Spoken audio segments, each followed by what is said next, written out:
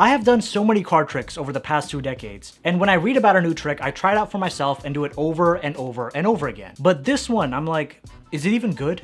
All right, I want you to tell me and be real about this, right? We take the cards right out of the tuck case, and let's just say we have the cards shuffled up. We're just gonna give it a nice quick shuffle, just to make things nice and easy, right? The cards have been shuffled up. And now I'm gonna put the deck down like this. I asked the spectator to cut the deck approximately in half. They cut the deck in half. Let's just say that's close enough, right? Now we have 2 halves. I want them now to cut each of these decks in half. So we have half, half, half, half, right? We have piles 1, 2, 3, and 4. And the spectator now is gonna follow a couple of instructions. Of course, they cut the deck wherever they like, and here's how it goes down. I want them to move 1 card from pile number 1 to pile number 3. So take cards, put it from here to here. Now I want them to move a card from pile number 2 to pile number 1. All right, card from here to here. Now let's take a card from pile number 4, move it to pile number 2. All right, there we go. Now pile numbers 1 and 3 are gonna swap cards, just like this. Now pile numbers 1 and, let's say 1 and 4 are gonna swap cards, just like this. Piles number, let's see, 2 is gonna go to pile number 3. Let's have pile number, what is this? Pile number 4 is gonna go to pile number 2. And one more time, pile number 4 is gonna go to pile number 2, all right? Check this out. Spectator, of course, handled all these cards, and the cards on top of every one of these piles. We have an ace, an ace, an ace, and last one, if you did it correctly, is another ace. What up, crew? It is Magic Monday, and I'm kind of in a bit of a rush today, so I'm going to keep it quick. The effect I'm sharing with you is known as Swimmers by John Scarney, or at least this variation is. So grab your deck, and let's do this together. Welcome to the tutorial. To be so bold, I would even say this is a low-level beginner type effect, and you'll see exactly why in a second. To do exactly as I did in my performance, all you gotta do first is grab the 4 aces. If you want to take it a bit further, you can also grab the 4 kings, but of course you can do that however you'd like. Let me just go through the concept with you and you'll know exactly how it's done.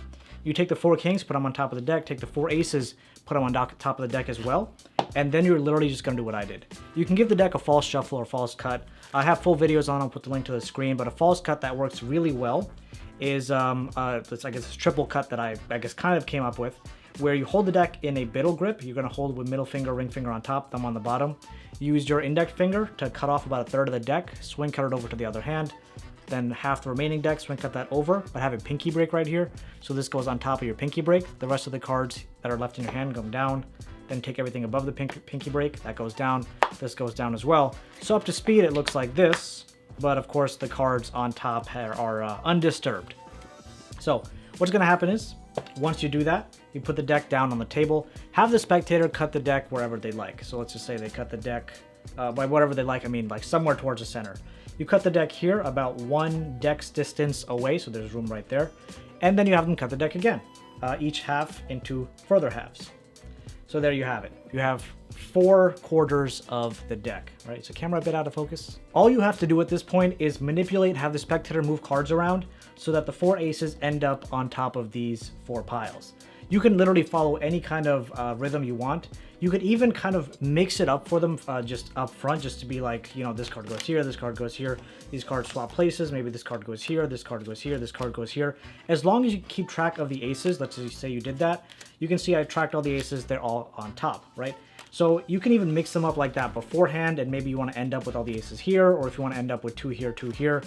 As long as you give them instructions on where to place the aces and you are following where the aces are, it really doesn't matter.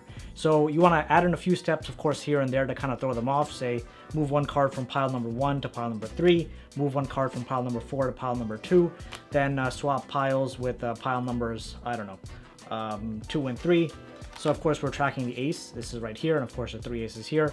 Now you want to move a card from pile number 4 to pile number 1. Swap cards from pile number 2 and 2 and 4, like this. So of course these 3 are aces now. This is 1 random card on top of an ace. And maybe you can say swap these 2 piles, move this card here, move this card here, and then of course have them do the whole reveal themselves, showing the 4 aces.